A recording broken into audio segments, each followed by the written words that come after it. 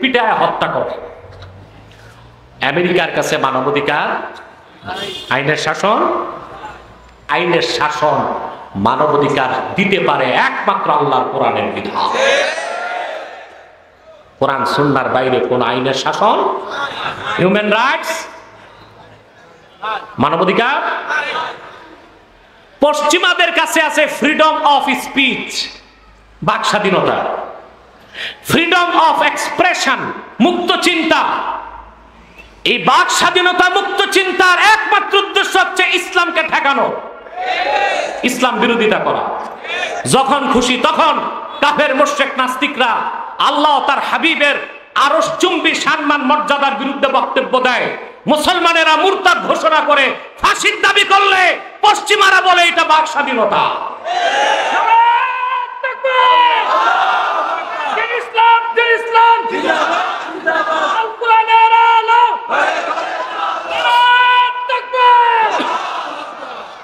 এর নাম দিছে বাক স্বাধীনতা, এর নাম দিছে মুক্ত চিন্তা। ওদের কাছে কোনো আইন নাই। আইনের নামে পশ্চিমারা যা করছে সব বেআইনি কাজ। আইন শিখিয়েছে কে? সুবহানাল্লাহ বলবেন।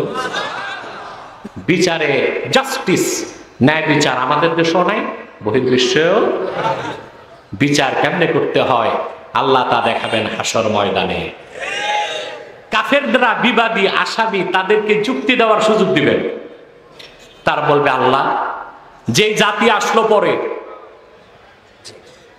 যেই জাতি আমাদেরকে দেখলো না, তো ওই জাতি না দেখে পরে এসে আগের উম্মতের বিপক্ষে সাক্ষ্য কেমন করে দেয়?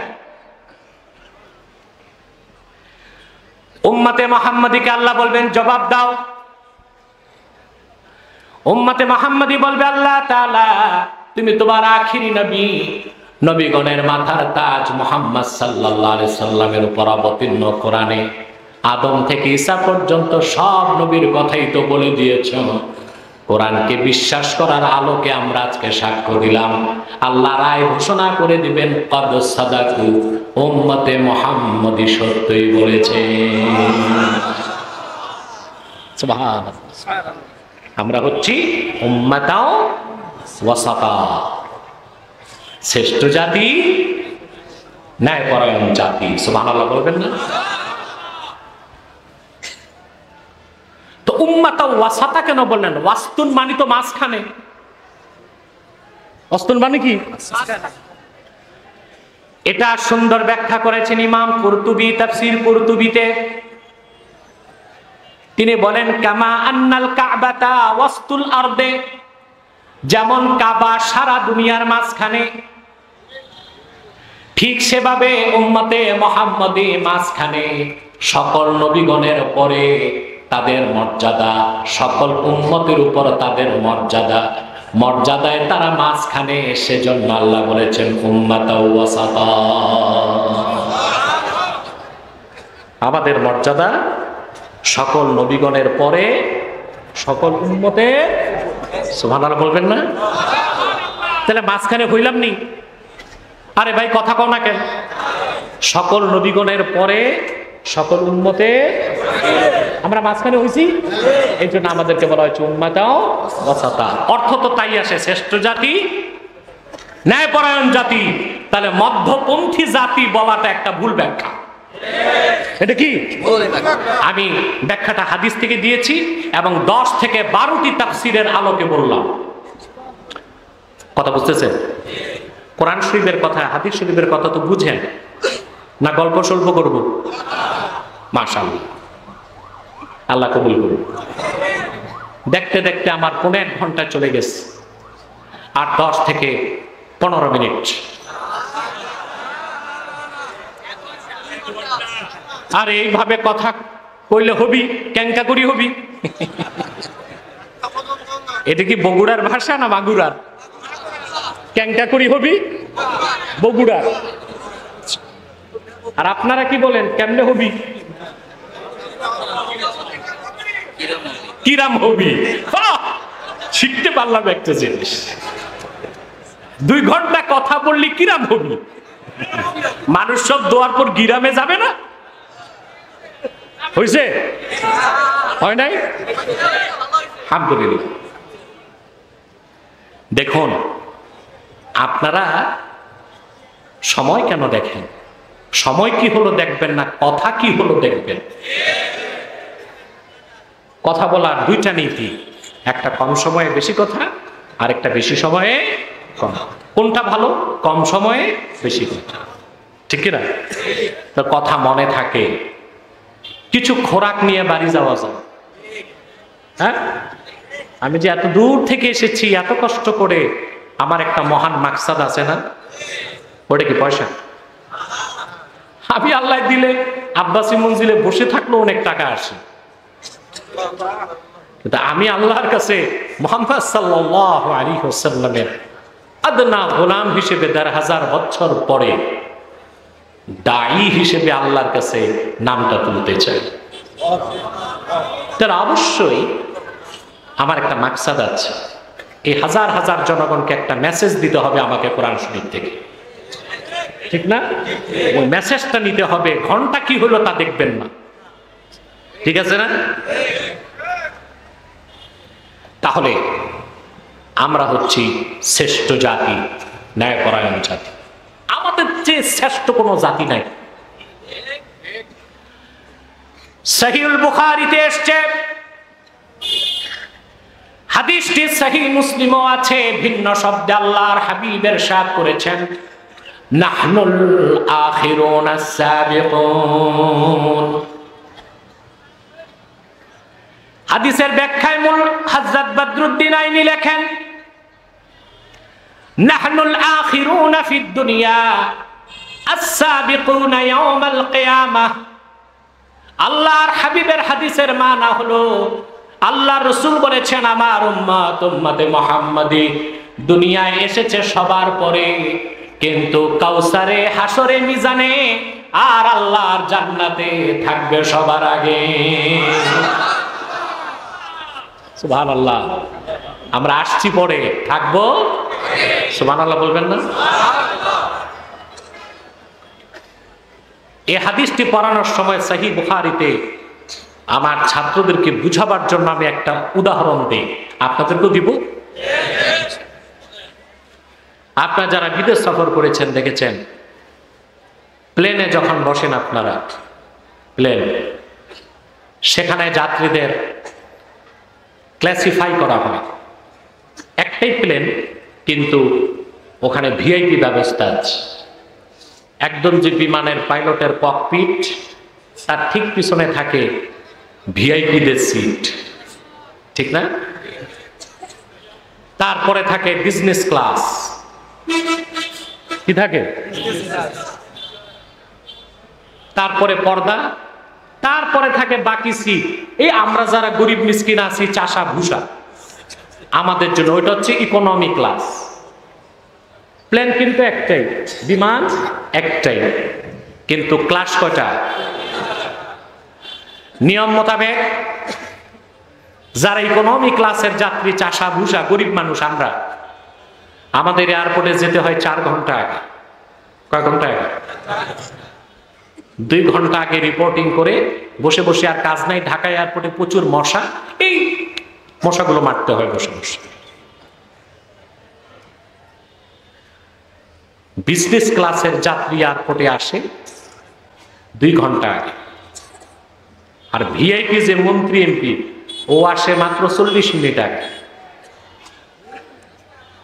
প্লেন যখন বোর্ডিং ব্রিজে লাগে, যাত্রী উঠবে, সবার আগে প্লেনে বসে কারা?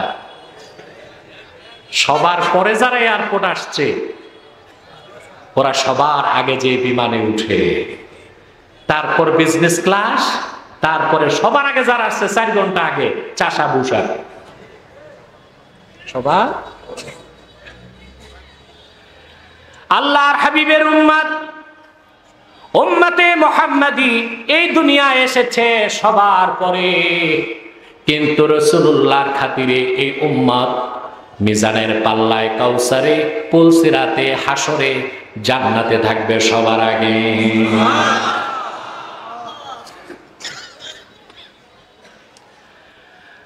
আল্লাহর হাবিব ইরশাদ করেছেন, আহলুল জান্নাতি ইশরুনা ওয়া মিআতু সাফিন, হাসর ময়দানে বেহেশতীদের কাতার হবে 120টা। সুবহানাল্লাহ বলবেন। কতটা? 120। কাফেরদের না, জান্নাতীদের কাতার হবে 120টা কাতার। কতটা কাতার? আল্লাহর হাবিব বলেছেন 120 বেহেশতীদের কাতারের মধ্যে সামনের 80 কাতার হবে আমার উম্মতে মুহাম্মাদী। আমরা 80 কাতার, আর আদম থেকে ঈসা 1 লক্ষের উপর নবীর উম্মত মোটে হবে, ইমানদার উম্মত হবে 40 কাতার, আমরা হব সুবহানাল্লাহ বলবেন না? সেজন্যই তো কাফের মুশরিকদের মাথা খারাপ। দেখেন আজ পৃথিবীতে আমরা 200 কোটি মুসলমান, আর ইহুদি আছে 16 মিলিয়ন। কত? মানে 1 কোটি 60 লাখ মাত্র। ইহুদিদের আন্ডা বাচ্চা নিয়ে ধরেন 2 কোটি। কত? আমরা 200 কোটি। ইসরায়েলকে মোকাবেলা করতে তো বোমা লাগে না। 57টি মুসলিম রাষ্ট্রের 200 কোটি মুসলমান এক হয়ে 50 লক্ষ ইসলামিক আর্মি যদি ইসরায়েলে যায়, বোমা মারতে হবে না, পেশাব করলে ইহুদিরা ভূমধ্য সাগরে ভেসে যাবে।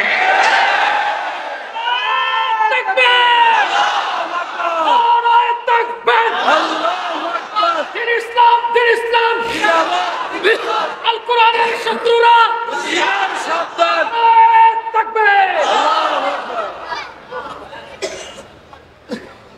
সম্মানিত সুধী, সেজন্য মুসলিমদের সংখ্যা কমাবার জন্যে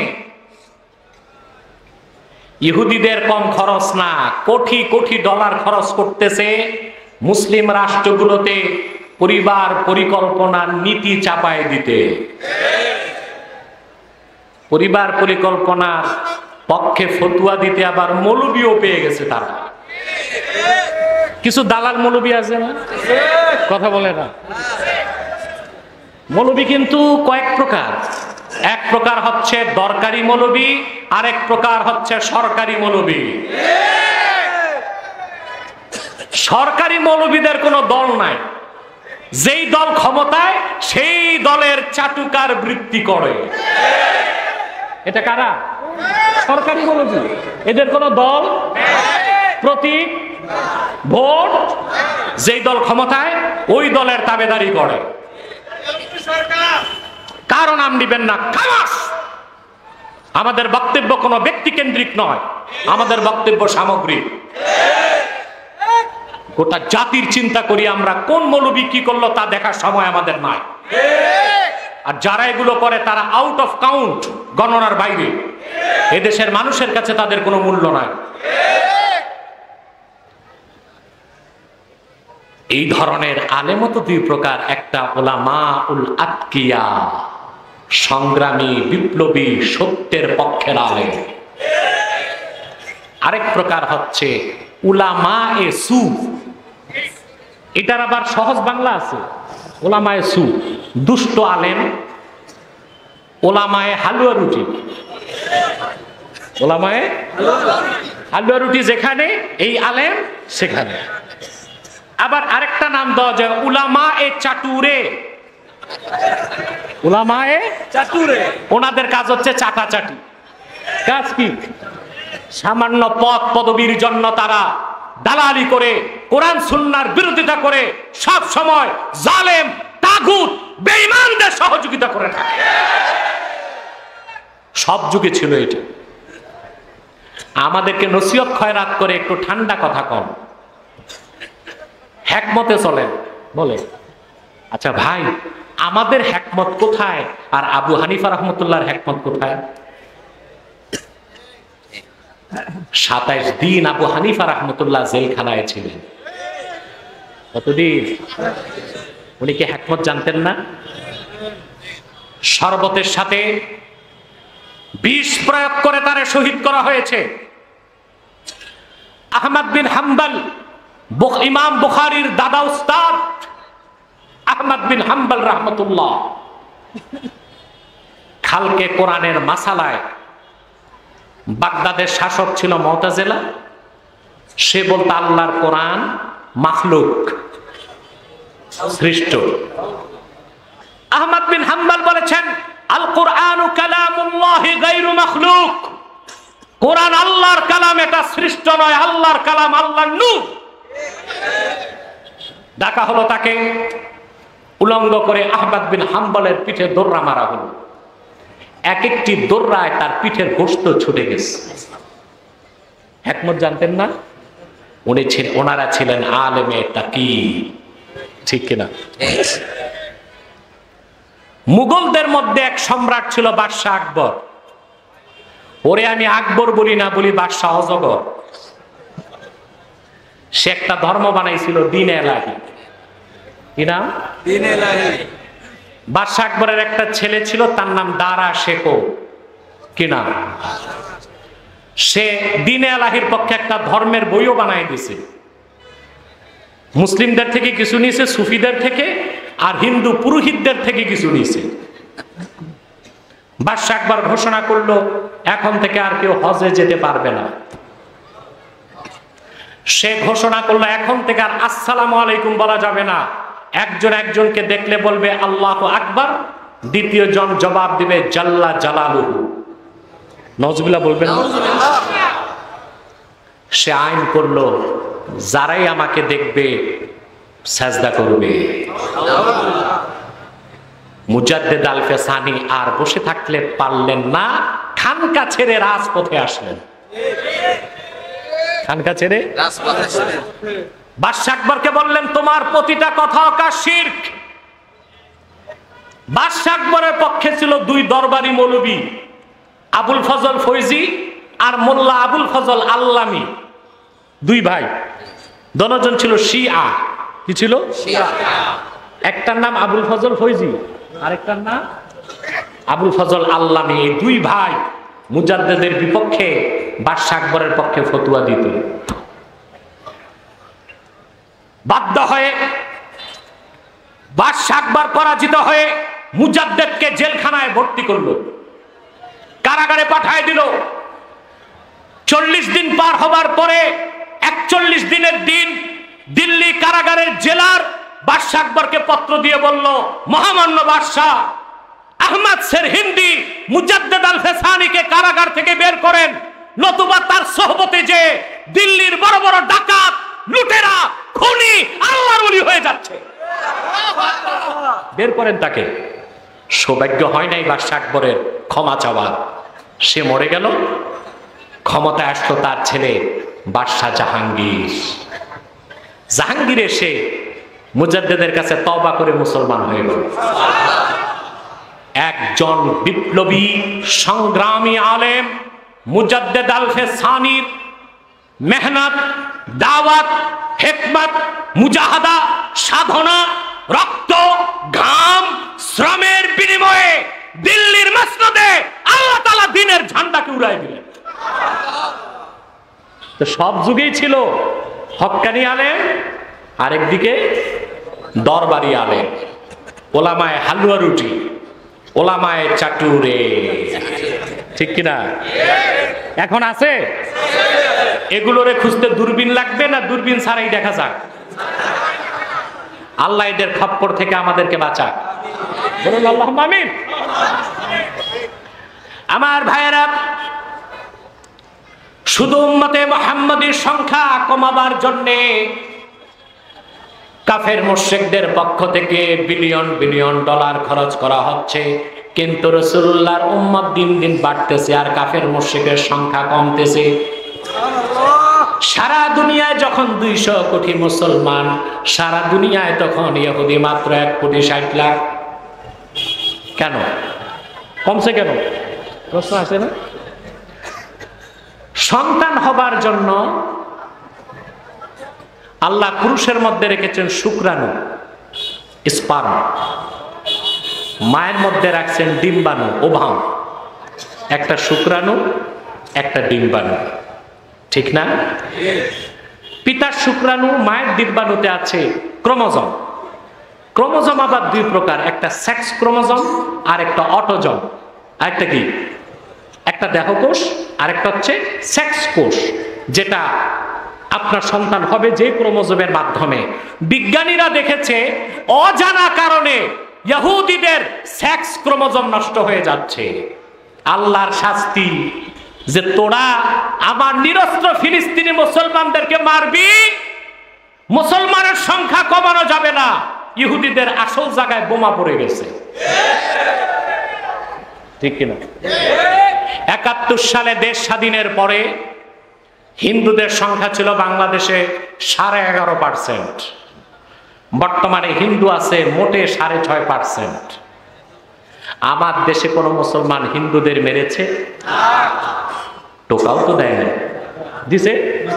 হিন্দুরা যত শান্তিতে বাংলাদেশে ধর্ম পালন করে, আমার মুসলিম ভাইরা কি তত শান্তিতে ভারতে থাকতে পারে? গুজরাটে হিন্দুত্ববাদী মোদী সরকার গুজরাটে 2000 মুসলমানকে আগুনে জ্বালিয়ে হত্যা করেছে। লক্ষ লক্ষ মুসলমানকে 70 বছরে কাশ্মীরে হত্যা করা হয়েছে। আসামের মুসলমানদের নাগরিকত্ব কেড়ে নেওয়া হচ্ছে। ত্রিপুরার মুসলমানদেরকে অন্যায়ভাবে মারা হচ্ছে। কিন্তু পীর মাশায়েখদের শিক্ষা আর দীক্ষা নিয়া বাংলাদেশের মুসলমান প্রতিশোধ নিতে যায় বাংলাদেশের কোন হিন্দুর গায়ে একটা টোকাও দেয় না। মুসলমান শিখেছে জাস্টিস, ন্যায় বিচার। আমরা ন্যায়পন্থী জাতি। ভারতে হিন্দুদের অপরাধের কারণে আমরা মনে করি বাংলাদেশের হিন্দুদের শাস্তি দেওয়া যায় না, কারণ আমরা হচ্ছি কোন জাতি? ন্যায়পরায়ণ জাতি। কোন জাতি? সুবহানাল্লাহ বলবেন না? তে হিন্দু কমলো কেন? সরকার গবেষণায় বসে দেখছে কিছু হিন্দু চলে গেছে ভারতে, আর বাকি হিন্দুরা যায় নাই। কিন্তু ইহুদিদের মতো তাদেরও প্রজনন ক্ষমতা কমে যাচ্ছে। ওখানে কি আমরা বোমা মারছি? কথা বলেন। তাহলে হাসর ময়দানে উম্মতে মুহাম্মাদি মুমিন হবে 80 কাতার, আর আদম থেকে ঈসা পর্যন্ত 1 লক্ষ নবীর উম্মত হবে। আরো জোরে, আরো জোরে। এতে আমরা খুশি, গর্বিত, আনন্দিত। সুবহানাল্লাহ। উম্মতে মুহাম্মাদির সম্মান কি হবে?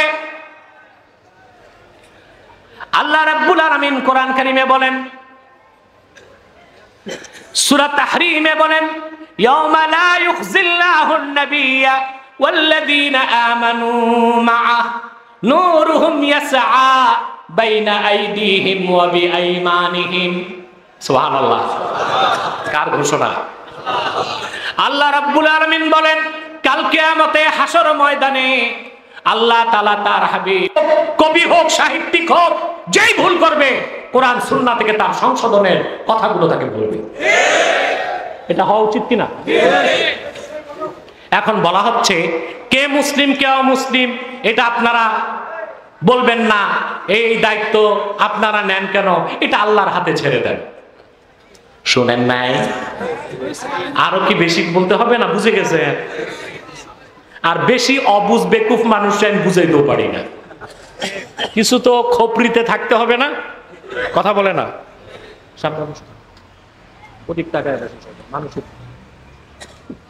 কথা বুঝতেছেন? এখন আপনি বলুন তো, কে মুসলিম কে অমুসলিম এটা বলার অধিকার উম্মতে মুহাম্মদী রাখে কিনা? অধিকার কে দিছে? আল্লাহ। কারণ আল্লাহ বলছেন, লিতাকুনু শুহাদা আলান নাস, তোমরা মানব জাতির পক্ষে সাক্ষ্যদাতা যেন হতে পারো। এই আয়াত থেকে স্পষ্ট প্রমাণিত হয় উম্মতে মুহাম্মাদীর ইজমা দলিল, উম্মতে মুহাম্মাদীর আলেমরা যেটা হালাল বলবে গোটা মানব জাতির উপর ওয়াজিব হচ্ছে সেটাকে হালাল বলে মেনে নেবে। তারা যেটাকে হারাম বলবে গোটা মানব জাতির উপর ওয়াজিব হচ্ছে তারা সেটাকে হারাম বলবে। উম্মতে মুহাম্মাদীর আলেমরা যদি একমত হয় কারো ক্ষেত্রে সে কাফের, বাকিদের উপর ওয়াজিব হচ্ছে তাকে কাফের বলবে। উম্মতে মুহাম্মাদের কেউ যদি একমত হয় সে অমুসলিম, বাকিদের উপর ফরজ হয়ে যাবে অমুসলিম বলা। এই অধিকার দুনিয়ার কোনো সংবিধান দেয় নাই। ওলামায়ে কেরামকে অধিকার দিয়েছে আল্লাহর সংবিধান 30 পারা কোরআন। এই অধিকার কে দিয়েছে? আপনারা যদি আপনাদের সংবিধান অনুযায়ী বলতে পারেন, আপনারা যদি কানে লাগতেছে মাইকটা, আপনারা যদি আপনাদের সংবিধান অনুযায়ী বলতে পারেন কে রাষ্ট্রদ্রোহী আর কে রাষ্ট্রদ্রোহী না, পারেন না? মাইকটা তো ডিস্টার্ব করতেছে। কি ব্যাপার? আমি না মাইক ধরতে নিষেধ করছি, এটা তো আবার কানে লাগতেছে, এটা বন্ধ করো হরেন। কথা বুঝতেছেন? সংবিধান অনুযায়ী কি বলা যায় কে রাষ্ট্রদ্রোহী কে রাষ্ট্রদ্রোহী না? জি বলেন তো, আপনারা বলেন না? কে দেশপ্রেমিক কে দেশদ্রোহী তা কি বলা যায়? কথা বলেন। এটা বন্ধ করো হরেন।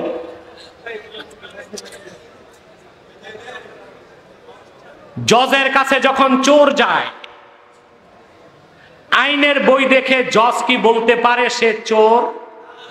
জি। কি কয় কারি বুঝে? ধর্ষণের মামলা উঠেছে আদালতে, জজ কি আইনের বই দেখে বলতে পারবে না সে ধর্ষক? পারবে। তো কেউ যদি কুফর করে আমি আল্লাহর কোরআন অনুযায়ী কেন কাফের বলতে পারবো না? কোন গোষ্ঠী যদি কুফরি করে অমুসলিম হয়, কোরআন সুন্নাহর আলোকে উলামায়ে সমাজ তাদেরকে অমুসলিম কাফের ঘোষণার 100% অধিকার রাখে।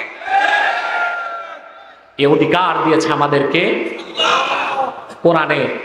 দলিল সূরা বাকারা 143 নম্বর আয়াত। আমাদের সাক্ষ্য হাসরেও গ্রহণ হবে, আমাদের সাক্ষ্য দুনিয়াতেও গ্রহণ হবে। সুবহানাল্লাহ বলবেন না? ওয়ায়াকুনার রাসূলু আলাইকুম শাহীদা। আর আমরা যারা উম্মতে মুহাম্মাদি, আমাদের পক্ষে কাল কিয়ামতে নূর নবীজি মুহাম্মদ সাল্লাল্লাহু আলাইহি সাল্লাম নিজে সাক্ষী দিবেন। সুবহানাল্লাহ বলেন। মুহাম্মদ সাল্লাল্লাহু আলাইহি সাল্লাম আমাদের জন্য শুধু সাক্ষ্য দিবেন না, বরং আল্লাহর সাথে ওয়াদা, আল্লাহর সাথে রাসূলুল্লাহর চুক্তি হয়ে গেছে, উম্মতে মুহাম্মাদির একজন ঈমানদারও বেহেশতে না যেতে পারবে না। প্রত্যেক ঈমানদার উম্মতে মুহাম্মাদিকে আল্লাহ বেহেশত দিবেন, কাউকে আযাবের আগে কাউকে আযাবের পরে। যার ঈমান ঠিক আমল ঠিক, বিনা আযাবে উম্মতে মুহাম্মাদি জান্নাত পেয়ে যাবে। আর যার ঈমান ঠিক, শিরক কুফর নাই, যত বড় গুনাহগার হোক, শাস্তির পর আযাবের পর আল্লাহ তারে জান্নাত দিবেন। কারণ আল্লাহ তাআলা কোরআন কারীমের মধ্যে তার হাবিবের সঙ্গে ওয়াদা করেছেন। হাদিস শরীফের মধ্যে এসেছে, তাফসীর কুরতুবীতে আল্লাহর হাবিব নূর নবীজি মুহাম্মদ সাল্লাল্লাহু আলাইহি ওয়াসাল্লাম কোরআন কারীমে হযরত ইব্রাহিমের প্রসঙ্গে আল্লাহ নাজিল করেছেন, তেলাওয়াত করতে লাগলেন।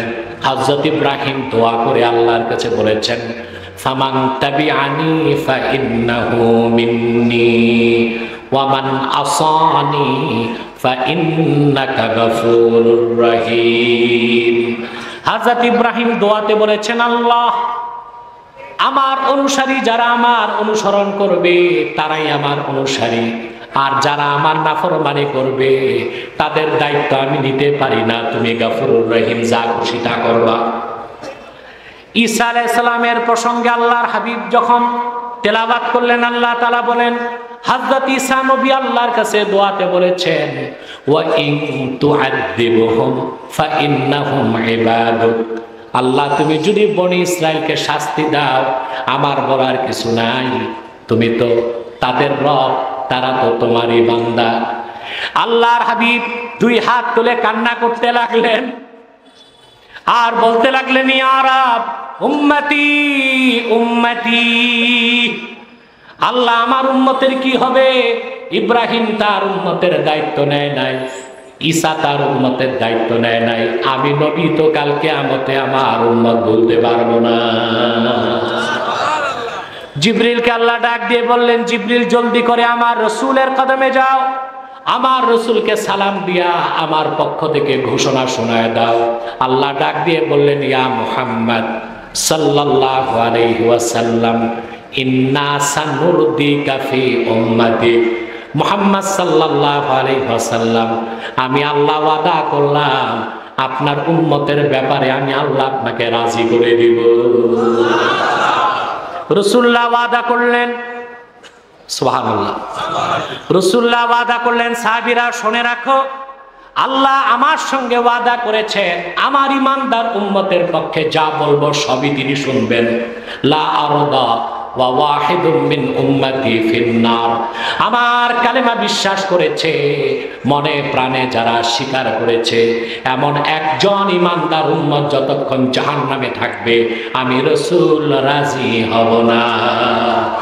আমরা উম্মতে মুহাম্মাদি কাল কিয়ামতে 1 লক্ষের উপর নবীর পক্ষে সাক্ষ্য দিব, আর আমাদের পক্ষে সাক্ষ্য দিবেন আমাদের নূর নবীজি, আল্লাহর আখিরি নবী মুহাম্মদুর রাসূলুল্লাহ সাল্লাল্লাহু আলাইহি ওয়াসাল্লাম।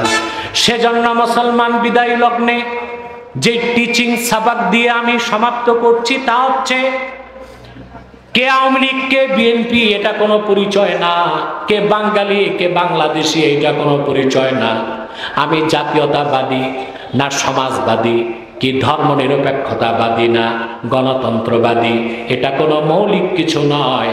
আমার সবচেয়ে বড় পরিচয় আমি উম্মতে মুহাম্মাদি। সেজন্য মুসলমান দলের কারণে, দলীয় পথ ঠিক রাখতে যে, দলের স্বার্থে, দলের আদর্শ প্রতিষ্ঠার জন্য, নেতা নেত্রীর মনোরঞ্জন করার জন্য মুসলমান মুসলমানকে মারবেন না, মুসলমান মুসলমানকে মারতে দিবেন না, বরং কোরআন সুন্নাহর নীতিতে একটি এমন সমাজ ও রাষ্ট্র চাই আমরা যেখানে ইনসাফ ছাড়া দ্বিতীয় কোনো কথা থাকবে না। আমরা শ্রেষ্ঠ জাতি, আমরা ন্যায়পরায়ণ জাতি, আমরা অন্যায় করতে পারি না। আজ আমার দেশে শুধু রাজনীতির জন্য কেউ জীবন দিচ্ছে, কেউ জীবন নিচ্ছে, ঠিক কিনা বলে? সবাই আদর্শের কথা বলে, এই আদর্শের দরকার নাই। যে আদর্শ কল্যাণ প্রতিষ্ঠা করতে পারে না, কল্যাণ নিতে পারে, ওই আদর্শ মানি না। কোরআন সুন্নাহর আদর্শ চাই, মানতে চাই, কায়েম করতে চাই বাংলার মাটিতে, ঠিক কিনা বলে?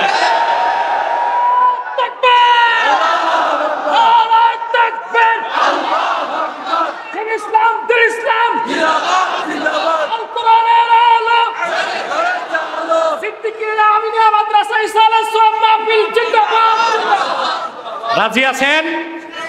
কথা বলে না। রাজি আছেন? নিরীহ মানুষ মারা যাচ্ছে, শাসকরা বলছে তারা করেছে, বিরোধিতাকারীরা বলছে শাসকরা করেছে। জীবন যাচ্ছে আমার নিরীহ মানুষের, এটা মুসলিমের কাজ নয়। ইসলামকে বাদ দিয়া বিজাতিদের আদর্শকে এস্টাবলিশ করতে গেলে রক্ত, খুন, সহিংসতা ছাড়া কিছু দেওয়া যায় না মানুষ, ঠিক কিনা বলে? মুসলিমকে, মুসলিমের কাজ কি কল্লা কাটা? কথা বলে না। মুসলিমের কাজ আগুন দেওয়া? বুখারীর হাদিস, আল্লাহর হাবিবকে জিজ্ঞেস করা হয়েছে আইয়ুল ইসলামে আফজাল, কিতাবুল ঈমানের হাদিস। তার মানে আইয়ু খাসলাতিন মিন খিসালিল ইসলামে আফজাল, ঈমান আনার পরে একজন খাঁটি মুসলমানের আলামত কি, সবচেয়ে ভালো কাজ কি? আল্লাহর হাবিব বললেন, আল মুসলিমু মান সালিমাল মুসলিমুনা মিন লিসানিহি ওয়া ইয়াদিহি। আমার উম্মতের মধ্যে পরিপূর্ণ মুসলিম তো সেই যার হাত আর জবান থেকে বাকি মুসলমানরা নিরাপদ। সুবহানাল্লাহ। হাদিসের ব্যাখ্যা এসেছে, বদরুদ্দিন আইনি লেখেন, আলামাতুল মুসলিমিল কামিল সালামাতুল মুসলিমিনা মিন লিসানিহি ওয়া ইয়াদিহি। একজন পরিপূর্ণ মুসলমানের আলামত শুধু দাড়ি টুপি জুব্বা কুর্তা না, ঈমান আনার পরে একজন পরিপূর্ণ মুসলিমের আলামত হচ্ছে তার হাত আর তার জবান থেকে বাকি মুসলমানরা নিরাপদ থাকবে। ইসলাম মানেই শান্তি, ইসলাম মানে আনুগত্য, ইসলাম মানে আত্মসমর্পণ, ইসলাম মানে নিরাপত্তা। আর ইসলামকে বাদ দেন, নাউজুবিল্লাহ, ইসলাম বাদ দেন মানে ইসলাম বাদ দেওয়ার ক্ষমতা আমার আপনার মতো বল্টু সল্টুর আছে নাকি? ইসলামের রক্ষক কে? মানে ইসলাম সবকিছুর ঊর্ধ্বে। এর বাইরে যত কিছু আছে, capitalism, socialism, nationalism, secularism, democracy, aristocracy, এই সব হচ্ছে মানব রচিত মতাদর্শ। এগুলো কল্যাণ দিতে পারে না, কল্যাণ দেয়। জীবন বাঁচাতে পারে না, জীবন নেয়।